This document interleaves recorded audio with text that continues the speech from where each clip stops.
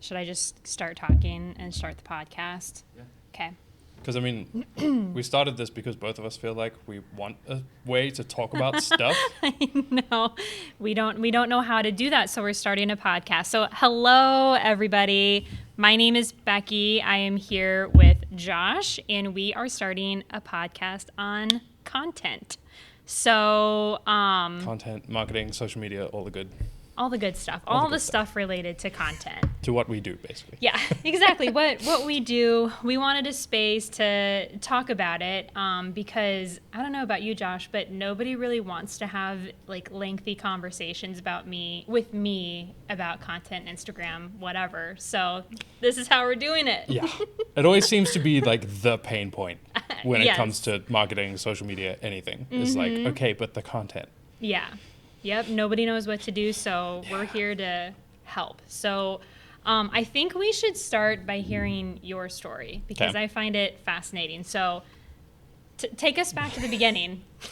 How far back do you want us to go? You decide. Okay. So I grew up, so I'm Josh. I grew up in South Africa and moved to the US in 2016. Before coming to the US, I had never touched a camera, and I'm now a full-time videographer. So Can relate. pretty quick change. Yeah. Like I, messed around with cameras, but Yeah. never actually touched a professional camera. Right. So I went to Wartburg College, started out in news, so doing TV news and that sort of stuff. And very quickly people figured out that I was the camera guy. I was always walking around with the camera on hand and like was at all the sporting events doing broadcasts and stuff like that. And then people just started asking me to make videos for their organization or for whatever it was. It just picked up from there. The marketing department ended up hiring me for a summer. And then the full-time video guy got fired within a couple of weeks of that summer. And so I went from having made a few videos to being the only person who knew how to make videos. All right. Opportunity. Took it full advantage of it. Yes. After graduation, graduated during COVID, which was thrilling. Yeah, that sucks. Sorry No, about it that was- for you. It was bad. It was shitty. Yeah, right. And then took a job out of college working, whatever was available. So I took a job at a car dealership making TV commercials. Oh, that's kind of fun though. Yeah, not the most illustrious thing, but it was something. And then in 2021, I went independent and started doing my own thing. Nice. I had a brief pause where I worked for someone for a few months, but other than that, I've been by myself the whole time, just kind of making content for whoever needs it. Yeah, that's awesome. Yeah. What about you? So let's see. I'll take it way back too. I started. Let's see. I went to UNI, University of Northern Iowa, for college. Before that, I actually went to Kirkwood Community College out of Cedar Rapids, Iowa. And like you, I wanted to go for public relations, but they didn't have a public relations program. So it was broadcast journalism with an emphasis in public relations. So that was interesting. It's funny you say that because that's technically exactly what my degree is as well. What? That's funny. And then when I got to UNI, they did have a full public relations program. So I did that.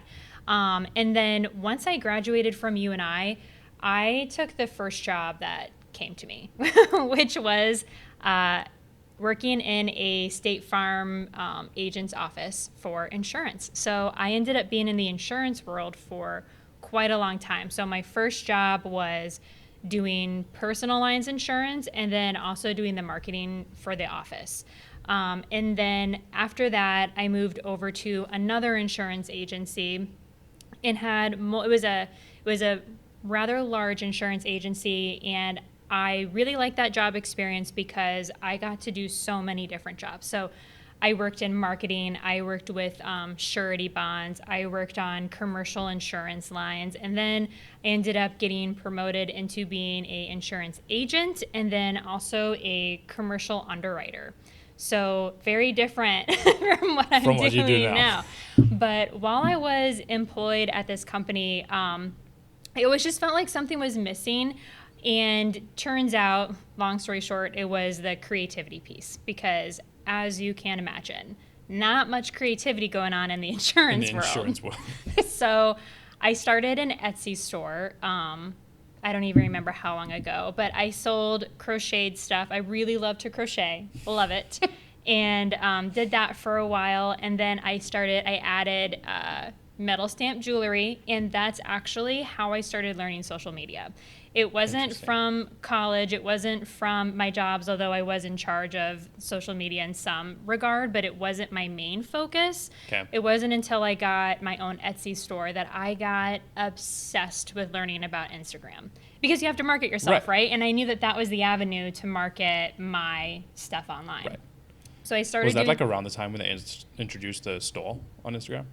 Yeah, well, it was before that. Okay. So it was, I want to say 2015, 2016 when I started going crazy with Instagram. And then they got the store. I don't even know what year they got the store, but I remember that was really complicated because I did not have a Shopify website and I had to do the Facebook catalog thing.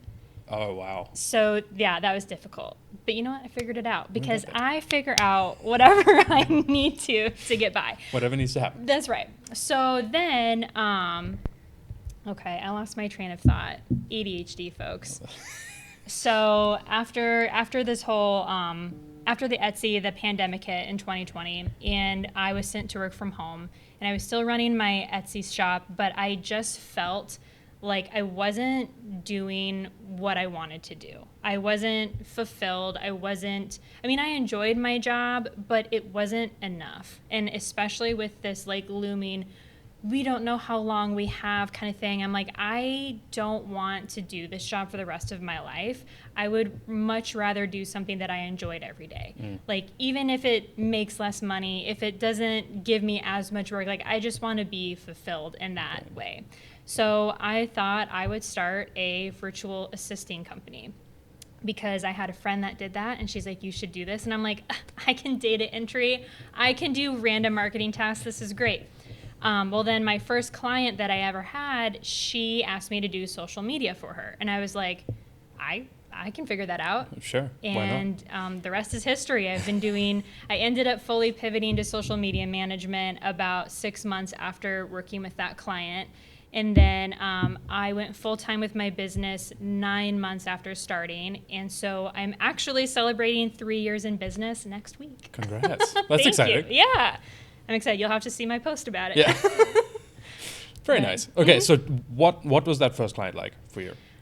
So that client she was great, and I love her, but I do have to say it was very difficult. So she was what one would call an energy healer. Okay.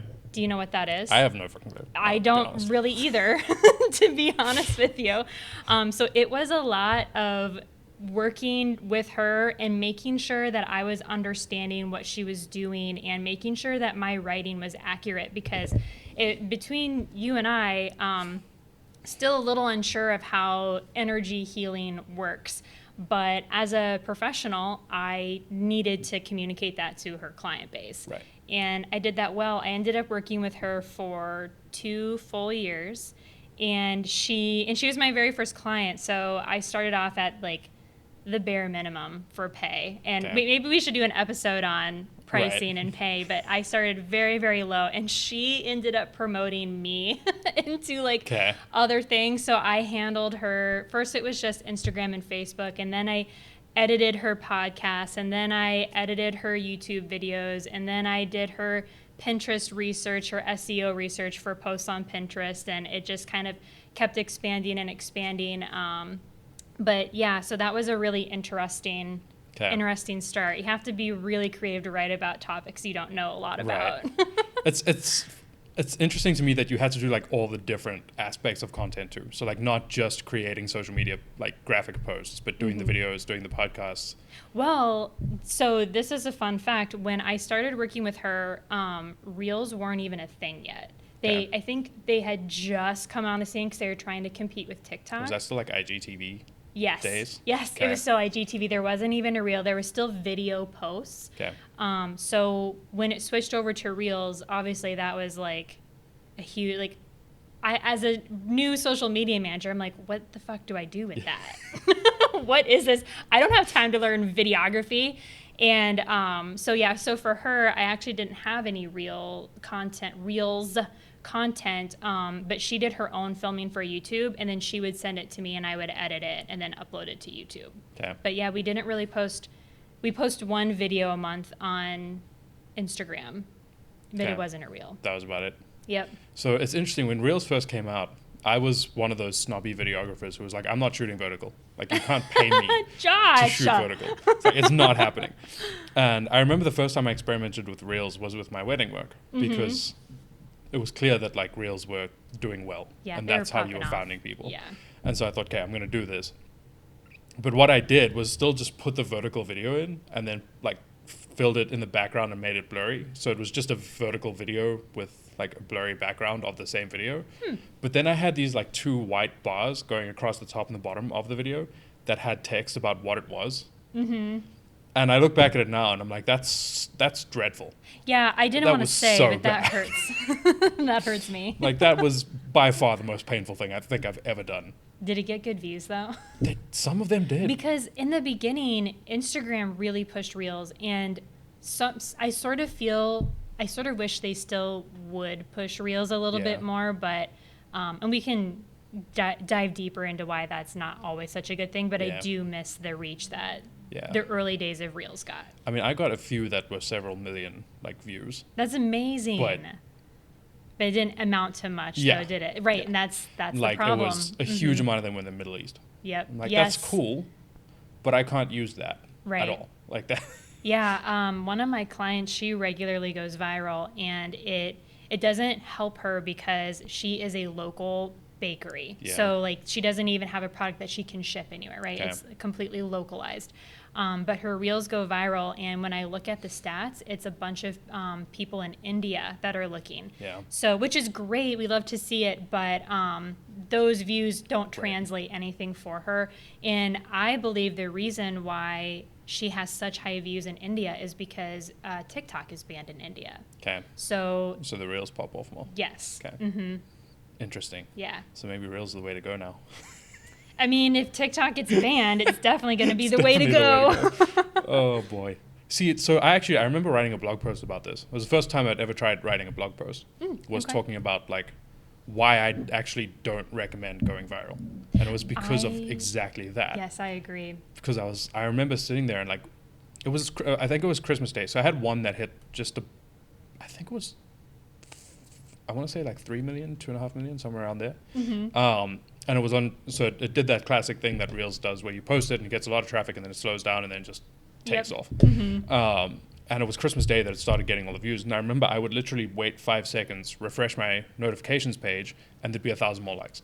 Wow. It was nuts. Like it kept It's going. such a dopamine hit too It's when that happens. It was crazy. It was the weirdest thing. But no one in that takeoff phase was anyone who was anywhere near me. Right. Like yeah. they were a complete opposite side of the planet. Yep. And so I was like, it's cool getting those views and like being recognized for that. But at the same time, is the anxiety of scrolling every 5 minutes or every minute to refresh how many likes you have and how many views you have, and like suddenly setting yourself targets of like, oh, maybe this reel can hit, 1 million views, maybe it can hit 2 million views. Yep. Like the stress of that wasn't worth. It's definitely not worth it. And you're also, in my humble opinion, you're not hitting the people that you want to target. Right. So the Reels strategy is going to be different for every client. So for some clients, it's really just posting Reels so that the people that are watching your content can see video. Like I have a restaurant client, so we want to post videos of food, knowing that they're not going to go viral, but the people that watch, they have a really high engaging audience. Okay. And so the real views are not going to be in the millions, but they're going to do what they need to do for the people. Whereas I have another client that has a product-based business, and so when her Reels take off, they actually make a difference because her product can be purchased worldwide. So it just kind of varies between the client as to how many Reels you should be doing. Should you be doing Reels? How often? And, what should you be filming and all that kind of stuff. Yeah. I think that's the big one for me is especially as a video professional, is I've come to learn that businesses that are exclusively local, videos actually don't make, like the return on that investment isn't as high as it is for people who serve, like even if it's regional, you're going to get much better return on that investment than like a bakery. Yeah. Right? Because the reach that you get from that Mm-hmm. is reach outside of anyone that's going to purchase from you, Yep. which just isn't worth it then. Like, And you know what? Just now in our conversation, we didn't explain what we do. So that's a good point. yeah, let's get back on track. So Now Josh, that we're 17 minutes in. right. So Josh, tell us, what is it that you do in your business? So I'm a videographer. So I work a lot with businesses who need social media videos specifically. Yes. And the reason I say specifically is because I enjoy the higher end commercial stuff, but from a business standpoint, it just doesn't pay the bills as well. Yep. Whereas like working with people on a monthly basis becomes really fun for me because every month it gets better and better and better and better. And there's been people I've worked with for 2 or 3 years now where they've had a really tough month. Maybe they're overwhelmed with business, which is a good thing for them, but they don't have time to record videos. And because we've been working together for a few years, I don't have to film anything. I can just go back and use stuff that we haven't used before. So footage that I've already captured, we can just repurpose that, re-edit it, and it's an entirely new video that we've never put out. So that's why I work with people almost exclusively on retainers. But at the same time, being a videographer, I want to try everything. Right. Yeah. You got to You take know. those one-off projects when Right. they pop up. Right. So I do a lot of different things, but that's kind of my bread and butter. I did, I kind of grew up on weddings, and so I still do a fair amount of those. But yeah, what I consider to be like my bread and butter now is the people I work with every month, doing a lot of like Instagram reels. That's nice. 90% of the work I do Yep. is educational Instagram reels. I love it. Love it. Yeah. What about you? So I am a social media manager, and as I mentioned earlier, I got my start in the virtual assisting world and then pivoted into social media. So, and I like that a lot more because I get to work more closely with the client, or at least for most of my clients. I do have a few that I have worked with for a couple of years that now they just trust me, just say, here's what I need, go. And I'm like, okay, we'll get you Sweet. taken care of. Yeah. But so what a social media manager is we do everything. So we do all of the copywriting, we do all the hashtag research, we put together a strategy per client that's unique to the client that's going to essentially meet their goals or help them get to this place of meeting their goals. I shouldn't say that social media will meet your goals. We help you get there. What do you mean? Right. So we do a lot of graphic work, graphic design work. I do some light videography, but not to your extent. I do more UGC style. And I do work with people just like you that can take the video quality that I can't, and then I use that in the strategy for my clients. Same thing with photographers. I do offer photography to local clients, but I'm definitely much more of a product-based photographer than a person. I don't really like taking photos of people. I will do it, but I am not the best at that. So I work with photographers who will take photos for clients, and I use that in their strategy. So I feel like I am like a unicorn. I just do it all. Just do all the things. Yes, do all the things. But yeah, that's Yeah. what I do. So speaking of UGC, you said you do like do you do any UGC stuff? I do UGC not for myself. So like I Okay. don't work with brands that pay me money to create UGC and send it out to them. I do UGC style videos. So like I have a client that has a product and I just do the filming for her of me using the product. So I'm not physically in it, but it's not a high quality produced video, but it works really well. It gets really high views, and I do UGC for about half of my clients that pay for it. Yeah. To be honest. Yeah. But I'm not working with brands, at least not yet. Right. I'm not opposed to it. It could be an option. Could be an option. Okay. Because I think that for me has become, I know a lot of videographers get really stressed at the idea of UGC and people being able to just pick up a cell phone and make good videos. And I just find myself not being that stressed about it because I know No. that that's not what I do. No, they're two separate avenues. Yeah. Right? Like UGC. So the reason why UGC is so big right now is it looks authentic. It looks, It's so people much more- are trustworthy, whereas the higher end videography, not to say that it's not trustworthy, it's just more well done Right. and produced. And so there's just a different way to use both. Yeah. And I mean, a lot of times people don't want to see an ad. Right, and yeah. you see a like professionally produced video, you Mm-hmm. immediately think it's an ad. Yep. And like there's such authenticity to, I know that's a buzzword, Yeah. but like it does, it just feels more like you're, you know, listening to a person speaking to you when you watch a cell phone video Yep. than it does being a super well produced piece of content, Mm-hmm. right? Yep. It just, they're not the same world at all. Whereas No. like for me, again, a lot of the content I make for my clients is educational stuff Mm-hmm. and like explaining what they do, why they do it, that sort of thing. In that world, it does make more sense to be more professionally produced because It you does. want the Because you're highlighting the business. right. Whereas UGC, in my opinion, is almost like the user is Yeah. using the business. Right. So It's- again, it's two reviews different. versus education. Yep. When you want more of like an authority voice on that particular topic, that's Mm-hmm. where things like what I do come more into play. Yes. Because a more produced video does automatically feel more like you know what you're talking about. It gives expert. Yeah, right. Exactly. It's giving expert. That's right. Yeah. Whereas like UGC is more just like, holy shit, this thing's cool. Mm-hmm. Buy it. Yep. Right. Exactly. Like I think the best posts a business can get is someone sending them a video that they've made of themselves where they start the video by saying, I wasn't sponsored, I bought this money like with my own money. It's really good, go buy it. Yes. Like that's ideal. And you know, speaking of that, what is confusing about videos like that is when you see the sponsored tag on those videos. I almost hate that. I get it. Like, get your bag, sis. If you Right. made a video for that company and then they decide to pay you, I would take it too. But as the consumer seeing that video, I'm like, you said this wasn't sponsored, but there's a sponsor tag right there. And yet here it is being sponsored. Right. Yeah. No, I agree. I think the internet's just it's in such a funny place at It's the a moment. weird place to be. Where, have you heard about the dead internet theory? No. Okay, so the idea behind it is that at some point, and people are now arguing that this is the point, the vast majority of content on the internet isn't going to be human made. Ugh, I hate that. I hate it so much. It's the worst.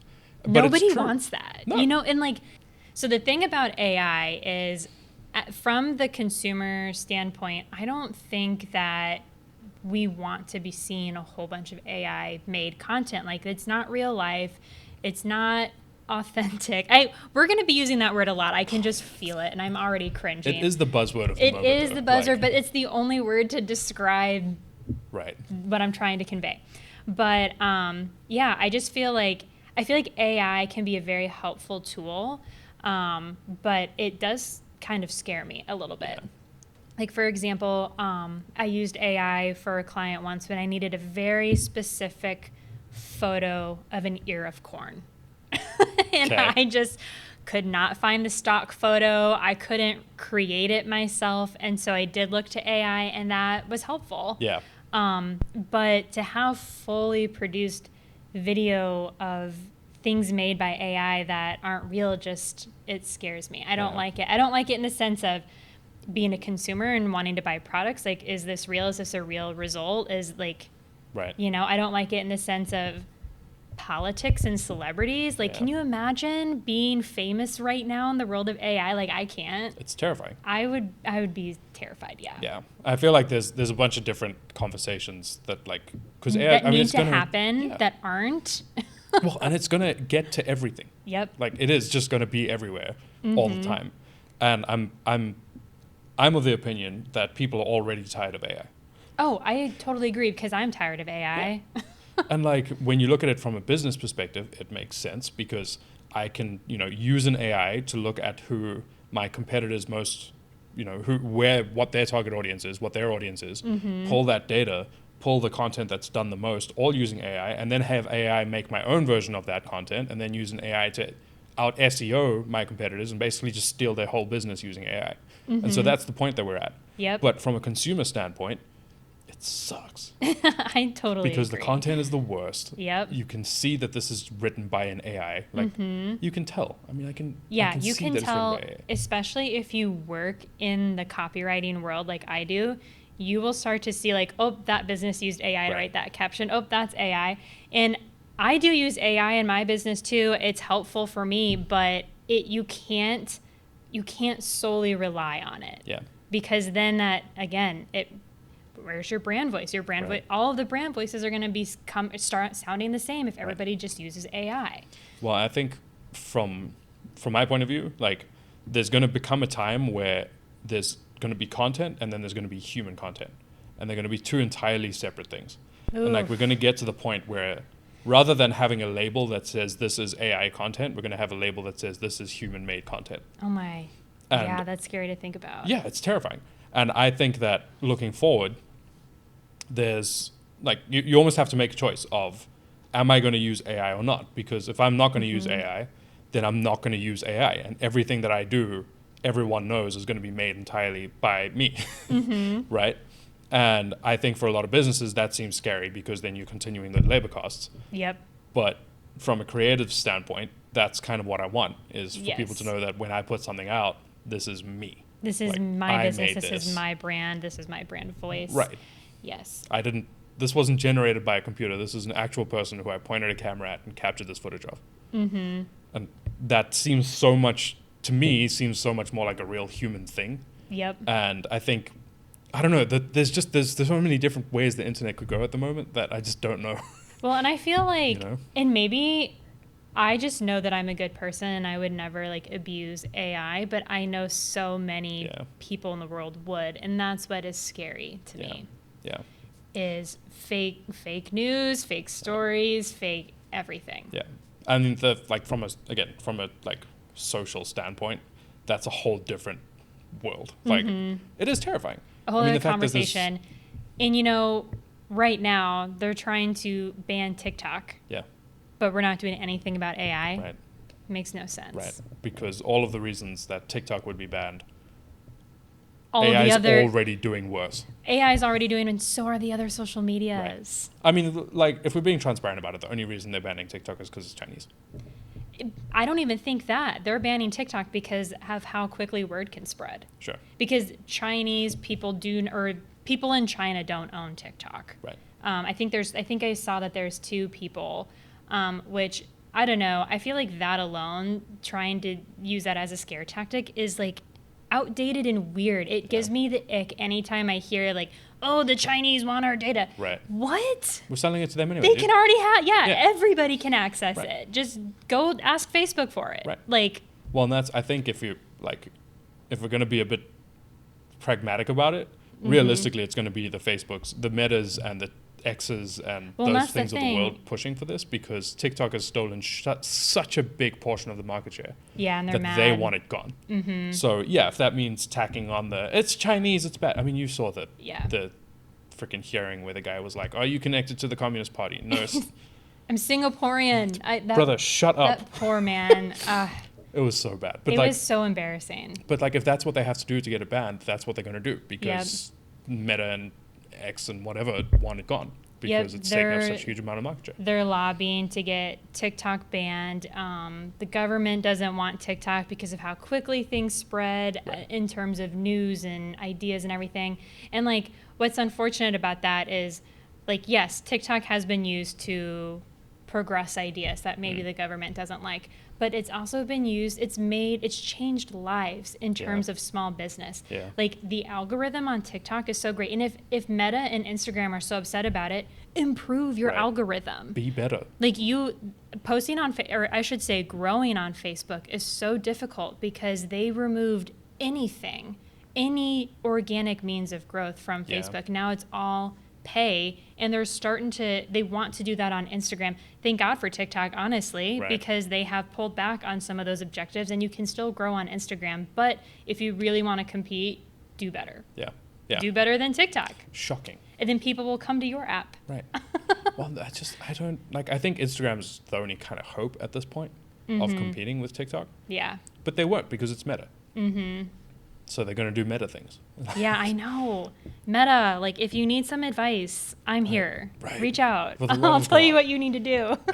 It's so infuriating. And I think, like, for clients, it sucks because Instagram, I still think, I mean, for a lot of my clients, is by far the best avenue. Yep. Because same the with people mine. that they're going to reach on Instagram are going to be more local, whereas on Yes. TikTok, it can go viral. The same thing we were talking about Reels earlier. because Facebook has pulled back that organic, because Meta's pulled back that organic growth. Yep. It actually is targeting the local people better now, from what I've seen. That TikTok doesn't always make sense for people because you're going to reach people all over the world that would never buy from you. So it sucks because a lot of people, Instagram is their best option. Yep. But Instagram isn't as good as TikTok. Instagram isn't as good of an algorithm as TikTok in terms of getting your content seen. But yeah, for all of my clients, it's still the best avenue to, especially for the low effort that they can provide. So I do TikTok management too, and there's a lot more effort that goes into TikTok because the client has to do so much more work to have a presence on TikTok, whereas on Instagram, it's a lot less. So it's more cost effective. They get further reach. Well, they get further reach in comparison to the price that they would spend, right? Okay. So yeah, Instagram is still very good. I'm just salty because if Meta's that upset about TikTok, then they can just improve their algorithm. Just make it better. I know. That's all we want. That's all we want. We just want want the everyone same. benefits. Everyone benefits. We want the same reach on Instagram that we had in 2013. Yeah. 2013, 2014, 2015. Heyday. Give us that back. Right. And they try. They're like, here's your chronological order feed. And no, I mean, I don't know. People chime in, but I don't think anybody uses that because they forget. No. I Because forget. it's not the default. Right. Yeah. The same, you go onto Instagram, you can now turn on a feed that is only your followers. Yep. Or only people you're following. But who's doing that? But like, it's I'm not the default. I'm forgetting. Right. Yeah. Because it works better for them if that's not the default. And you know what else too is on Instagram I follow a lot of funny pages. Just from my personal, I follow a bunch of meme pages. And when I'm trying to scroll through my feed on Instagram, I see so much more memes than I do actual people. So there's another thing that we could maybe work on. I feel like we could talk about that for hours because Why don't I just add that to our list? Yeah. Because I've noticed the same. Like everything is now just meme pages. Yep. Because frankly, that's what people engage with. And when I talk about the dead internet theory, that's the problem, is that AI looks at the memes and partially can recreate those. I don't know, meme pages confuse me because as much as AI can do those better than people can, AI can only do what its latest sourcing is. And so it feels like memes might honestly be the easiest way to keep in front of AI.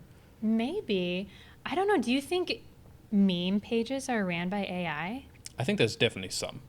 And I don't think I mean, it would AI. make sense. I just feel like the reason why memes are so funny is because they have that human element of being able to relate, and AI can't do that as well as a human can. And I think when I say that, I mean the memes that I look at are dumb enough that there's no AI could come up with that shit. Okay. It's so dumb. But I think when you look at Facebook, that's a much older population. Yes. And so those memes, they can post memes from 4 years ago and still do super well. Yes, that is true. And so in that regard, I think AI probably is playing a much bigger hand in memes on Facebook than it is on Instagram, TikTok. Yeah. But I don't know. I see being funny and being unique as the only way to stay ahead of AI, frankly, because AI can't come up with original stuff. Let me tell you, when I write witty, punny, P as in Paul, punny captions for my clients, they do so much better than just general copywriting. Yeah. And sales doesn't work on social media anymore. No, we can. I'm going to add that to the list. And so someone pointed out the other day that AI still doesn't know what Riz means. See, that's what I'm saying. All of these funny meme pages, I feel like there has to be a human behind them. Or they're copying tweets off Twitter. Right, exactly. And they're just bringing them over to Instagram. Which, fine, cool. Yeah. I don't have Twitter anymore. Yeah. But that's why I say it feels like memes are the only way to stay ahead of AI. So I feel very funny about when people talk about Gen Z in a negative light and all the new words that they come up with, because no, I think it's great. Because actually, if you want to beat AI, Gen Z is the only way to do that right now. Yep. They're the only ones who got it figured out. Got to copy their words and the way that they speak. Yeah. And then And it you, resonates. It Right. resonates with people. right. Yeah, I love Gen Z. I think Gen Alphas, I'm so fascinated to see where Where they go, I know, same. because one They're gonna feels change the dreadful world. for them. Like I feel so bad for I them. know. Look at this world they're given. dude. Ugh. It's so bad. Like I feel so bad for them, but at the same time, have you seen Skibbity Toilet? No.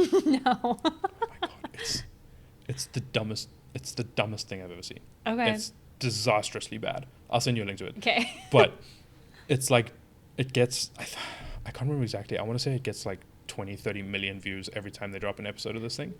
Wow. It's, Interesting. And it's nothing.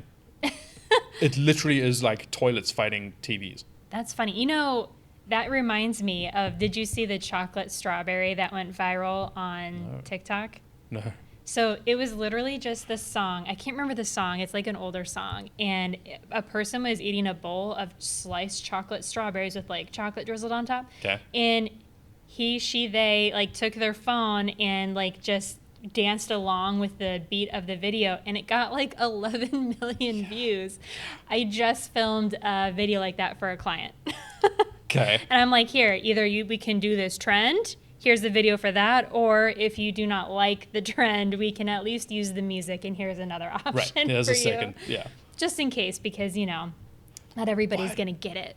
But But memes are such a good thing for businesses too. Mm-hmm. Like I've seen Katie, my wife sent me something the other day of a car dealership where they had like this really fun transition of like there's some crazy video that they found of like people falling over or like I rolling saw over, and then that. it cuts to the guy Yes. on the sales floor and he's like, "Hey, buy these. Yeah. Like these cars are this." I that was like, that's funny. genius. Like that's excellent. I hope that went viral, because when I saw it, it hadn't gone crazy yet. 'Kay. But I'm like, this is amazing. Yeah, It's- he like rolled into the Yeah. frame. Yeah. That one was really good. Like your content, again, going back to the don't use Instagram for sales. Yep. But like your content, the point of the content is to be noticed. Mm-hmm. And so it doesn't have to be serious. It doesn't have to be super well produced all the time. It can just be fun. The point of content is to build your community, is to connect Right. with your community and to engage Right. with your community. And doing that will bring sales eventually, but it doesn't bring sales right away. Right. So if you post your product expecting to get sales, you're going to be sad. Yeah. You have to post your product every day for 6 months, and then the sales will start to roll in. People need to be told the same thing over and over and over before they start thinking, hey, maybe I want that. Here's different ways that I could use that. Maybe I should try that out, Right. you know? Right. And I feel like that's a big misconception Yeah. from the business owner perspective when looking at social media. How come I'm not getting views? How come I'm not doing this? Like, well, are you talking to people that are following you? Are you going on stories? Are you showing up? Or are you just posting your product over and over? Like, we got to have some storytelling. We got to show how to use the product. We got to have other people use it. I mean, I'm talking from a product perspective because that's the majority of my clients. Sure. But yeah, I mean, there's so much more to it than just sales. And I know everybody wants the sale, Yeah. but you have to put the work in to get the sale. Right. And the purpose of marketing is to support sales. Yep. Like, yeah, sales are going to do sales things. Mm-hmm. But if you do social media well enough, the sales don't have to work as hard Yep. because interested And- people show up for them. There can't be sales without marketing. Right. Yes. So anyway, Josh, we've been chit-chatting about all things social media and videography and for a while. We should probably talk about why we started the podcast, if it's not obvious. Sure. We wanted a space to talk about everything social media, the good, the bad, the ugly, and the funny. Yeah. Also, you know what else we didn't talk about is how we met. Oh, yeah. So We should talk about that. You tell the story. yeah. So basically, I was working with a couple of clients who I was making videos for, and this is a common thing that happens for videographers: is we'll make the video, give the client the video, and then they don't know what to do with it. Mm-hmm. And so I was working with a couple of people who were posting like every single day on social media, but they were really struggling with it and weren't seeing the results that they wanted to see. Mm-hmm. And so they wanted to have someone come and help with their social media and like help stuff out. And so I started looking around and trying to see who in the area was available. And there's a couple of people I met with that didn't turn out as well, or they had full-time jobs and so it wasn't going to work out, or whatever it was. Yep. And then I can't exactly remember how I found your page, but I found your page, like your social media account. And I actually booked a session with you because I was Yes. like, help me. And then we went through the whole thing, and I was like, hey, she knows her stuff. Sick. Yep. I was Love like, hey, it. do you want these clients? Which didn't work out. But That's okay. It was- It's yeah. a thought that counts. right.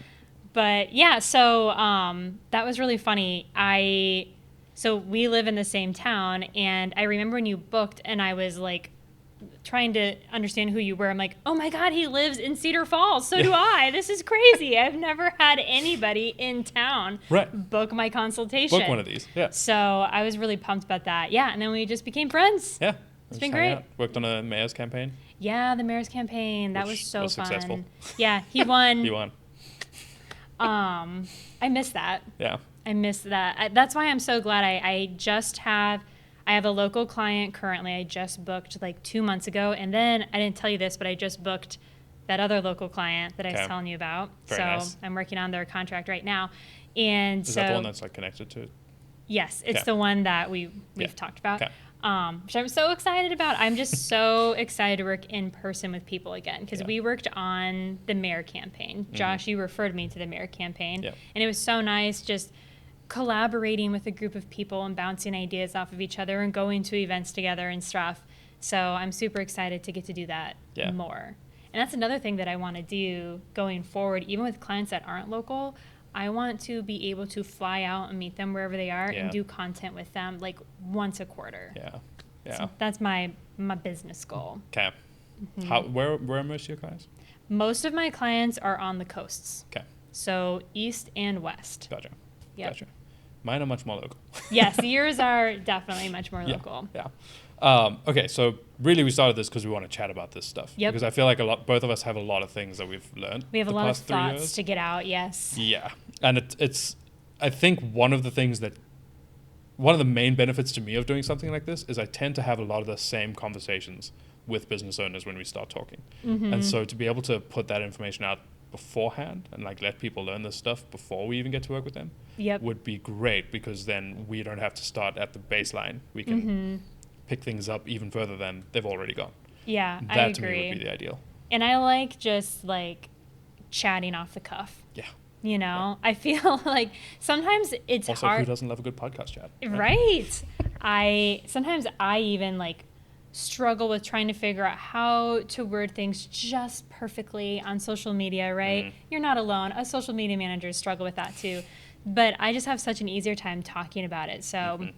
I'm super excited to take some of our podcast clips and use it across all of my marketing channels. Yeah, me too. It'll be fun. And we'll have some people on we can interview how they use content marketing in their social media, or I guess I should say their business, because it's not all social media. Right. Especially for your stuff. People aren't just using video for social. They're Right. using it for their website and I would And say TV on broadcasts and TV, broadcast, Pinterest, which is not a social media, but is very important. that is very important. Mm-hmm. So Katie started. She just took a bunch of my videos and posted them on TikTok the other Yes. day. I mean on Pinterest. She's like, I'm controlling your Pinterest now. It's like, okay, I love it. cool. And I think within a day I had like 17,000 views That's amazing. on Pinterest. Yeah, What? Pinterest really values video Yeah. right now. Yeah. So I'm all So in. jump on I'm- it. Yeah. I am Good. 100%. So yeah, this was fun. This was fun. Well, Same time next week. Same time next week, and we'll try to stick to one topic and which no promises. And hope. And hope, yeah. Yeah. But all right. Sick. See you next week. See you next week.